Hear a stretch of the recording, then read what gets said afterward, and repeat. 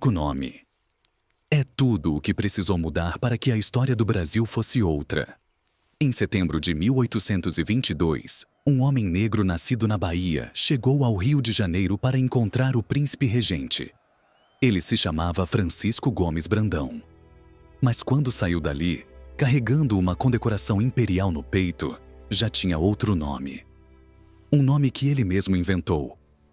Um nome que ninguém antes havia usado no Brasil, ou em lugar nenhum do mundo. E esse gesto revela algo que os livros raramente ensinam. Às vésperas da independência, o Brasil era um caldeirão de sobrenomes que carregavam histórias escondidas, disputas invisíveis e destinos que nenhum rei havia planejado. Hoje vamos seguir 10 desses sobrenomes. 10 famílias que estavam no centro exato do momento em que o Brasil decidiu, com muita dificuldade, com sangue de bastidores e com mais complexidade do que qualquer quadro famoso consegue retratar, que não era mais uma colônia de Portugal. Antes de começar, um pedido rápido. A maioria de vocês assiste a esse canal pela televisão. E sei que não é fácil clicar em nada por aí. Mas se puderem, no celular, se inscrevam no canal. E se essa história surpreender vocês, compartilhem com alguém. Isso é o que faz um canal crescer. Agora, vamos ao Brasil de 1822. O Brasil que existe às vésperas da independência não é um país. É um problema. De um lado, uma corte portuguesa instalada no Rio de Janeiro desde 1808, cheia de aristocratas que atravessaram o Atlântico fugindo de Napoleão e nunca mais foram embora de vez. Do outro, uma elite nascida aqui, que estudou em Coimbra, bebeu das ideias iluministas e voltou com a cabeça cheia de perguntas perigosas sobre liberdade. Entre os dois grupos, milhões de pessoas que não eram nem uma coisa nem outra. Escravizados, mestiços, libertos, comerciantes, padres de fronteira, todos vivendo numa terra que estava prestes a decidir o que queria ser. E os sobrenomes que essas pessoas carregavam dizem mais sobre esse momento do que qualquer decreto oficial. Comecemos por Santos, pela cidade portuária de Santos, onde um menino chamado José Bonifácio nasceu em 1763, dentro de uma família que exportava açúcar e carregava um sobrenome duplo que já dizia tudo sobre quem eram: Andrada e Silva. O sobrenome Andrada vinha de Portugal, de uma linhagem que remontava a fidalgos medievais. O sobrenome Silva, esse era diferente. Era o sobrenome mais democrático de Portugal. Quase uma atribuição genérica dada a quem não tinha nome de família definido. Juntos, Andrada e Silva formavam uma espécie de paradoxo ambulante. A nobreza e o anonimato fundidos numa mesma família de comerciantes paulistas. José Bonifácio passou mais de 30 anos na Europa, tornando-se geólogo, mineralogista, professor universitário em Portugal, administrador de minas, chefe de polícia do Porto após a expulsão dos franceses durante as guerras napoleônicas. Era um homem de ciência num mundo que ainda tentava entender o que ciência significava. Quando voltou ao Brasil em 1819, já tinha quase 60 anos e pensava em viver uma vida tranquila estudando minerais. A Revolução do Porto de 1820 destruiu esse plano. De repente, Portugal exigia que o Brasil voltasse ao status de colônia, que o príncipe regente Dom Pedro retornasse a Lisboa, que tudo que havia sido construído desde 1808 fosse desfeito. E foi aí que o sobrenome Andrada começou a pesar diferente. Em São Paulo, José Bonifácio usava a influência do nome, um sobrenome que todos conheciam e respeitavam, para articular a resistência. Seus irmãos Antônio Carlos e Martim Francisco estavam nas cortes de Lisboa, ecoando suas ideias em território inimigo. Era uma família operando em 2 continentes ao mesmo tempo, com um projeto claro: um Brasil independente, mas monárquico. Não uma república. Uma monarquia constitucional com Dom Pedro no trono e José Bonifácio como seu principal conselheiro, o patriarca da independência. Como seria chamado? O homem que em 1822 se tornaria ministro do Reino e dos Estrangeiros, o cargo mais poderoso que um não-príncipe poderia ocupar no novo país. E que, anos depois, seria exilado pelo mesmo imperador a quem ajudou a coroar. A história do sobrenome Andrada não é uma história de vitória simples. É uma história de poder, de convicções e de como até os fundadores podem se tornar inconvenientes. Mas nem todo o sobrenome da independência chegou ao Brasil pela aristocracia. Alguns chegaram por acidentes geográficos. O sobrenome Paranhos, que ficaria eternizado através do Visconde e depois do Barão do Rio Branco, tem uma origem que a maioria das pessoas nunca imagina. O avô do futuro Visconde do Rio Branco era natural de uma pequena freguesia do Porto chamada Paranhos. Quando veio para o Brasil, fez o que muitos imigrantes faziam. Adotou o nome do lugar de onde tinha saído como sobrenome, Agostinho da Silva Paranhos. E assim, um bairro do Porto tornou-se um dos sobrenomes mais célebres da diplomacia brasileira. Seu neto, José Maria da Silva Paranhos, chegou à vida pública justamente no período turbulento que se seguiu à independência, ascendendo pela inteligência e pela dedicação à política. Tornou-se senador, ministro das Relações Exteriores, presidente do Conselho de Ministros e foi o autor da Lei do Ventre Livre de 1871, uma das primeiras fissuras legais no sistema escravocrata brasileiro. O título de Visconde do Rio Branco fazia referência a um rio no sul do Mato Grosso, onde havia negociado os limites do Brasil com o Paraguai. E seria esse título que seu filho Paranhos Júnior transformaria num sobrenome novo, tornando-se o patrono da diplomacia brasileira. O homem que garantiu ao Brasil mais de 900 mil quilômetros quadrados de território sem disparar um único tiro. O sobrenome Paranhos começou numa rua do Porto. Terminou num mapa redesenhado da América do Sul. Agora, imaginemos uma tarde de setembro de 1822. Dom Pedro está em viagem pelo interior de São Paulo. No Rio de Janeiro, a princesa Leopoldina preside o Conselho de Estado. Chegaram notícias de Lisboa. As cortes exigem a volta imediata do príncipe. Alguém precisa ir correndo até São Paulo, trocar cavalos no caminho e colocar nas mãos de Dom Pedro as cartas que vão mudar o destino do Brasil. Esse alguém era um oficial chamado Paulo Bregaro. Paulo Emílio Bregaro, segundo algumas fontes. Paulo Jerônimo Bregaro, segundo outras. Mas o sobrenome é sempre o mesmo. Bregaro. O sobrenome Bregaro não é português. É italiano. Provavelmente de origem lombarda ou vêneta. Uma das famílias de procedência italiana que circulavam pela estrutura militar do Império Português no início do século XIX. O oficial Bregaro servia à Secretaria do Supremo Conselho Militar do Rio de Janeiro.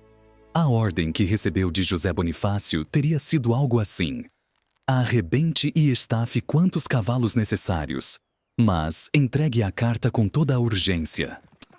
Bregaro trocou de cavalos várias vezes ao longo do caminho. Encontrou Dom Pedro às margens do riacho Ipiranga, retornando de Santos, e entregou as cartas, a de Leopoldina, a de José Bonifácio, que precipitariam o famoso grito que sacudiu o destino do Brasil naquele 7 de setembro de 1822. Paulo Bregaro seria consagrado como patrono dos carteiros do Brasil. Um sobrenome de origem italiana, carregando no bolso as cartas da independência de um país que ainda estava inventando sua identidade. Mas a independência não foi feita apenas de momentos dramáticos e cavalos em galope. Foi feita, antes disso, de palavras impressas, de um jornal que circulava no Rio de Janeiro entre setembro de 1821 e outubro de 1822, pouco mais de um ano de existência, que mudou a forma como os brasileiros pensavam sobre si mesmos. Esse jornal se chamava Revérbero Constitucional Fluminense, e um de seus fundadores tinha o sobrenome Barbosa. Januário da Cunha Barbosa nasceu no Rio de Janeiro em 1780. Era padre, cônego da Capela Real, e também historiador, jornalista, poeta e maçom. O sobrenome Barbosa tinha raízes medievais portuguesas, originalmente ligado a terrenos incultos. Mas nas mãos de Januário, o sobrenome carregava algo diferente. A ideia de que o Brasil precisava de um jornal que fosse de dois brasileiros, amigos da nação e da pátria. Era com essas palavras que o Revérbero se apresentava em cada edição. O Cônego Barbosa e seu parceiro Gonçalves Ledo usavam as páginas do jornal para pressionar, convencer, empurrar a opinião pública na direção da autonomia. Primeiro defendiam a união com Portugal, mas uma união entre iguais. Depois, à medida que as cortes de Lisboa iam mostrando suas verdadeiras intenções, o jornal foi endurecendo o tom. Foi o Revérbero que ajudou a construir a representação popular que pediu a Dom Pedro que ficasse no Brasil, no dia do fico de 9 de janeiro de 1822. Foi o Revérbero que discutiu publicamente, meses antes do 7 de setembro, que a separação de Portugal era não apenas possível, mas necessária. E foi exatamente por isso que, em novembro de 1822, um mês após a proclamação da independência, José Bonifácio, já no auge do poder e desconfiado de rivais políticos, mandou fechar o jornal e prender seu fundador. O Cônego Barbosa foi acusado de republicanismo, de lesa-majestade, de conspiração. Passou meses exilado antes de ser absolvido e retornar ao Rio de Janeiro. E décadas depois, o mesmo Januário da Cunha Barbosa seria o fundador do Instituto Histórico e Geográfico Brasileiro, a instituição que até hoje guarda a memória oficial do país. O sobrenome Barbosa nunca saiu de cena. Quem já ouviu falar em Rui Barbosa, o jurista abolicionista do final do século XIX, está ouvindo o eco distante dessa tradição. Agora voltemos a 9 de janeiro de 1822. Voltemos àquele dia que ficou na história como o Dia do Fico, quando Dom Pedro respondeu às pressões de Portugal com duas palavras: como é para o bem de todos e felicidade geral da nação, diga ao povo que fico. Mas quem foi ao paço para entregar essa representação popular ao príncipe? Quem estava à frente da multidão? Era um homem de sobrenome Pereira, José Clemente Pereira. O que torna a história fascinante é uma ironia que a história muitas vezes esconde. José Clemente Pereira era português. Nasceu em 1787 em Ade, uma aldeia do concelho de Castelo Mendo, na Beira Alta. Estudou direito em Coimbra. Lutou contra os franceses em Portugal, servindo nas tropas luso-britânicas sob o comando do Duque de Wellington. Veio para o Brasil em 1815. Foi nomeado juiz de fora da Vila Real da Praia Grande, a atual Niterói. E logo assumiu a presidência do Senado da Câmara do Rio de Janeiro. E foi esse português que se tornara mais brasileiro que muitos nascidos aqui que liderou a manifestação popular do Dia do Fico. O sobrenome Pereira, um dos mais antigos da Península Ibérica, derivado da palavra pereira, a árvore que dá peras, carregava no Brasil uma presença esmagadora, encontrado em todas as províncias, em todas as classes sociais. Clemente Pereira aliou-se a Gonçalves Ledo na campanha pela independência. Foi preso após a proclamação, exilado para a França, absolvido, e voltou para décadas de vida pública no Império. A ironia de um português ser exilado pelo Brasil que ajudou a tornar independente de Portugal talvez seja o resumo mais honesto de como 1822 realmente funcionou. Mas a independência não foi feita apenas no Rio de Janeiro. Foi feita também em Itu, uma pequena cidade do interior de São Paulo que no início do século XIX era um dos centros mais dinâmicos da elite agrária paulista. E em Itu havia um padre de sobrenome Feijó, que vivia num estado permanente de contradição consigo mesmo. Diogo Antônio Feijó foi batizado em 17 de agosto de 1784 em São Paulo, criado por parentes que carregavam o sobrenome Camargo, descendentes do bandeirante Fernão de Camargo. Seu próprio sobrenome, Feijó, tinha uma história curiosa. Derivava do latim fazeolus, que chegou ao português como feijão. A família era originária do norte de Portugal, de Braga, e o primeiro Feijó documentado viveu no século XIII. No Brasil, Diogo cresceu carregando uma ilegitimidade. Em seu testamento de 1835, declarou-se filho de pais incógnitos, embora em anotações íntimas tenha registrado o nome dos pais, que marcou profundamente sua personalidade. Em Itu, frequentava rodas liberais onde se discutia a Revolução do Porto de 1820 e o futuro do Brasil. Foi eleito deputado às Cortes de Lisboa em 1821. Chegou a Lisboa em fevereiro de 1822 e encontrou um ambiente que o chocou. As cortes tratavam os deputados brasileiros como representantes de uma colônia que precisava ser reduzida, não de um reino que reivindicava direitos iguais. Feijó abandonou Lisboa antes da aprovação da Constituição e voltou ao Brasil antes da independência ser proclamada. Por décadas seria uma das vozes mais incômodas da política imperial. Ministro da Justiça, regente do Império entre 1835 e 1837. O único padre a governar um país na história americana. E adversário permanente de José Bonifácio. Personificava a contradição que o Brasil ainda não sabia resolver. Como ser ao mesmo tempo católico e liberal, centralizado e federalista, monarquista e popular. O sobrenome Feijó, derivado de uma semente, plantou no Brasil uma linhagem de questões que até hoje não tem resposta fácil.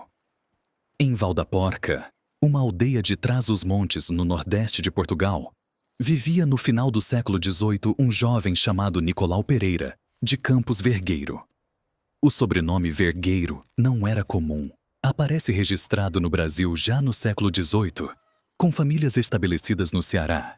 Mas o ramo que mais marcaria a história vinha diretamente desse jovem transmontano que, aos 25 anos, resolveu tentar a sorte no Brasil. Não era rico, mas tinha diploma de doutor em Direito pela Universidade de Coimbra. Chegou a São Paulo, casou-se com a filha de um capitão de posses, recebeu terras de Sesmaria em Piracicaba e foi construindo uma fortuna que combinava advocacia, magistratura e agricultura. Em 1816, fundou com um sócio a empresa Vergueiro e Souza, operando fazendas de açúcar e café nas cercanias de Piracicaba. Quando a crise política de 1820 chegou, Nicolau Vergueiro já era vereador em São Paulo e uma figura de peso na província.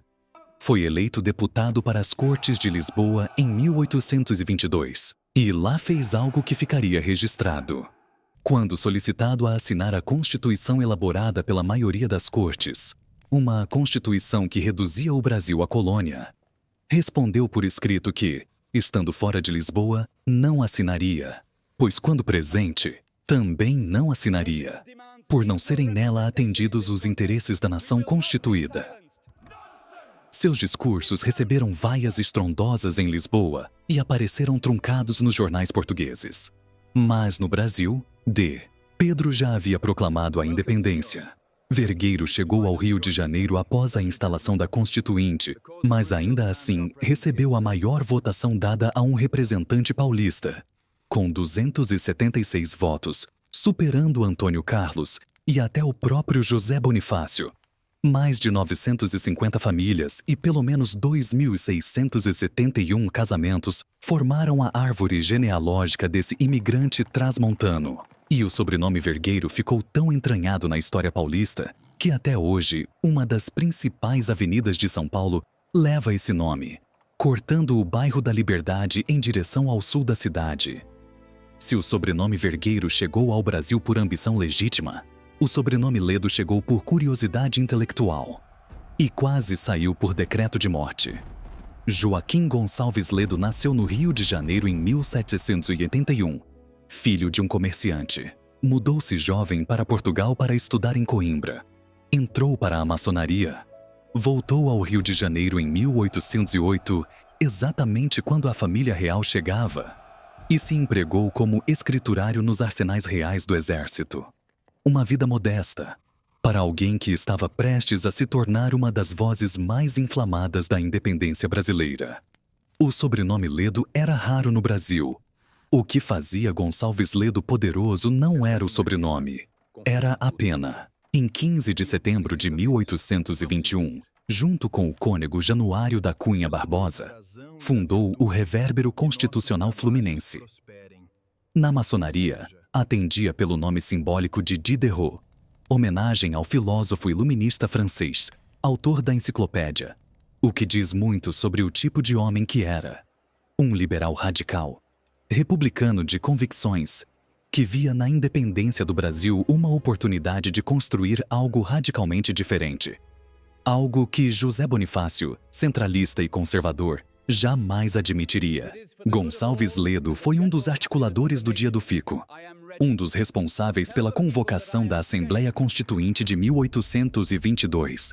E foi seu grupo que, em 13 de maio de 1822, redigiu o discurso oferecendo a Dom Pedro o título de Defensor Perpétuo do Brasil. Mas quando a independência foi proclamada, a rivalidade entre Ledo e José Bonifácio chegou ao limite. Em novembro de 1822, Bonifácio acusou Gonçalves Ledo de conspiração e republicanismo. A loja maçônica de Ledo foi fechada, o revérbero foi extinto, e Gonçalves Ledo precisou fugir para Buenos Aires disfarçado, segundo algumas versões, de mulher, segundo outras, de frade. O exílio é documentado. Só retornou ao Brasil em 1823, após absolvição pelo Tribunal de Relações do Rio de Janeiro. E ainda assim tinha sido eleito deputado provincial do Rio de Janeiro em 1822, enquanto estava em fuga. A história do sobrenome Ledo é a história de quem ajudou a construir uma nação e quase foi destruído por ela no mesmo ano. Agora voltemos à Bahia, a cidade de Salvador. Há um homem que, no momento em que decidiu lutar pela independência do Brasil, fez algo que ninguém havia feito antes.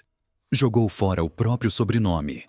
Seu nome de batismo era Francisco Gomes Brandão. Era negro, filho de um comandante português e de uma mulher negra. Tinha estudado direito em Coimbra e voltado a Salvador em 1821, tornando-se defensor fervoroso da independência da Bahia. Publicou o Diário Constitucional, que pregava a separação de Portugal. Fundou uma sociedade secreta chamada Jardineiros para articular o movimento constitucionalista. E quando a independência foi proclamada em 1822, Francisco Brandão olhou para seu próprio nome e decidiu que ele já não cabia na nação que estava nascendo. O novo nome que escolheu era uma declaração política de princípios. Francisco G. Acaiaba de Montezuma. Cada elemento foi escolhido com intenção. G. A denominação de um grupo de povos indígenas brasileiros do tronco linguístico não tupi-guarani. Acaiaba. Uma palavra de origem africana. Nome de uma árvore. Montezuma. Homenagem ao imperador azteca, símbolo da resistência americana ao colonialismo europeu. Num único sobrenome composto, Francisco Montezuma reuniu o Brasil indígena, o Brasil africano e a América colonizada, que se recusava a permanecer colônia. Era uma declaração de identidade que nenhum decreto poderia fazer melhor. E D. Pedro I, ao encontrá-lo no Rio de Janeiro naquele mesmo ano de 1822, concedeu-lhe a Ordem do Cruzeiro do Sul. Mas Francisco Montezuma, como tantos outros que ajudaram a construir a independência, logo se tornou incômodo demais para o poder que ajudou a instaurar. Eleito deputado em 1823 para a Assembleia Constituinte, entrou em rota de colisão com o ministro da Guerra. Preso. Exilado na França por 8 anos, onde se dedicou ao estudo das ciências naturais, medicina e direito, voltou ao Brasil e se tornou o primeiro deputado a levantar formalmente a bandeira contra o tráfico negreiro no parlamento brasileiro. Um homem negro, usando um sobrenome que ele mesmo inventou, para dizer em voz alta o que a elite brasileira não queria ouvir. Em 1854, já visconde de Jequitinhonha, fundou o Instituto dos Advogados Brasileiros, que existe até hoje, e tornou-se membro do Instituto Histórico e Geográfico Brasileiro. O sobrenome Montezuma não veio de nenhuma genealogia medieval. Foi inventado numa decisão consciente. E sobreviveu. Existe um sobrenome na história da independência do Brasil que quase ninguém menciona, mas que esteve em lugares decisivos, múltiplas vezes, sem jamais ocupar o primeiro plano. O sobrenome Machado, Francisco Álvares de Machado e Vasconcelos, conhecido como Álvares Machado, nasceu em São Paulo em 1791, filho de um cirurgião-mor. Formou-se em medicina, tornando-se referência na cirurgia de catarata no Brasil, nomeado pelo próprio D. João VI, em 1814. Mas o que o tornaria figura pública era a política. Álvares Machado frequentava Ito nas mesmas rodas liberais que reuniam o padre Feijó, Nicolau Vergueiro e outros que discutiam o futuro do Brasil. Mobilizou-se durante as lutas pela independência para sustentar a permanência de Dom Pedro no Brasil. Defendeu o federalismo e a oposição ao centralismo imperial por décadas e morreu em Niterói em 1846. O sobrenome Machado, um dos mais antigos de Portugal, derivado do instrumento de corte, chegou ao Brasil por múltiplas rotas. Há registros de famílias Machado no Rio de Janeiro desde o século XVI. Nos Açores, existia desde o século XVII, com ramos que emigraram para Santa Catarina e Rio Grande do Sul no século XVIII. Em Minas Gerais, aparece ligado a famílias de mineradores. E há ainda registros de que o sobrenome foi adotado por africanos e descendentes de escravizados que, ao conquistar a liberdade, tomavam o nome do dono da propriedade onde viviam. Uma prática que disseminou o Machado por todo o Brasil de formas que seus portadores mais abastados nunca imaginaram. Hoje é um dos sobrenomes mais comuns do Brasil, carregado por descendentes de origens que vão do norte de Portugal ao oeste da África. E chegamos ao último sobrenome deste episódio com uma pergunta. Como é possível que um único gesto numa manhã de janeiro de 1822 tenha mudado o rumo do Brasil? E como é possível que o homem que o realizou seja tão pouco lembrado? O sobrenome Andrada costuma ocupar toda a atenção quando se fala na independência. Mas havia outro articulador igualmente indispensável, que, paradoxalmente, havia nascido em Portugal. José Clemente Pereira. Pereira, o sobrenome da Pereira, da árvore de peras que os medievais plantavam em terrenos cultivados, era presidente do Senado da Câmara do Rio de Janeiro, em 1822. O que os livros às vezes simplificam é a dificuldade prática do que Clemente Pereira fez naquele 9 de janeiro. Não era apenas entregar um documento, era mobilizar a população do Rio de Janeiro, comerciantes, funcionários, padres, médicos, militares, para aparecer no Paço da Cidade, na praça que hoje se chama Praça 15 de Novembro, no centro histórico do Rio de Janeiro, e criar uma pressão popular suficiente para dobrar a vontade de um príncipe que estava sendo pressionado em direção contrária por seu próprio pai, o rei de Portugal. Clemente Pereira conseguiu. Dom Pedro ficou. E o Brasil, ao contrário do que as cortes de Lisboa haviam planejado, não voltou a ser colônia. Mas o próprio Clemente Pereira pagou um preço.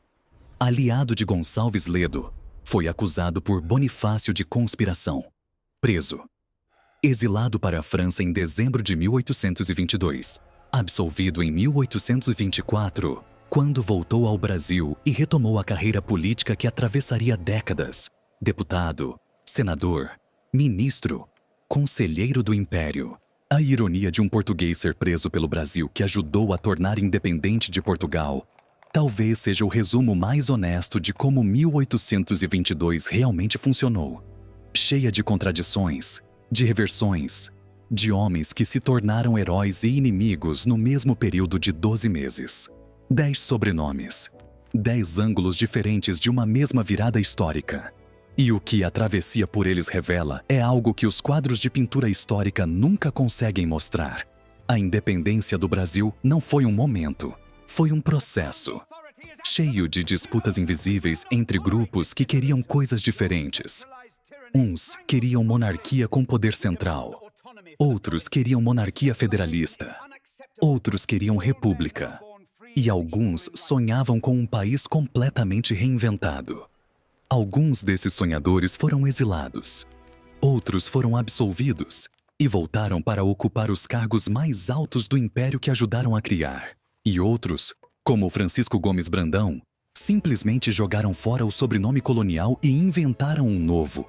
E esse gesto disse o que o Brasil ainda não sabia dizer sobre si mesmo. Que era uma nação que poderia escolher quem queria ser. O Brasil ainda carrega esses sobrenomes. Andrada. Em ruas, em cidades, num município de São Paulo.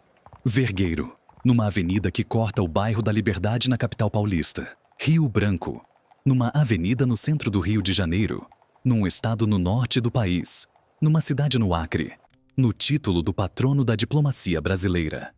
Bregaro, no título que os Correios concedem ao carteiro mais exemplar. Feijó, numa cidade do Acre. Machado, em milhões de sobrenomes espalhados pelo Brasil, em famílias que não sabem por quantas rotas o nome chegou até elas. E Montezuma, num sobrenome inventado às vésperas da independência por um homem que decidiu que a nação nascendo merecia um nome à altura de sua complexidade. A história do Brasil está escondida nos sobrenomes. E toda vez que alguém diz o seu, talvez esteja repetindo sem saber um pedaço dessa história. Pedaço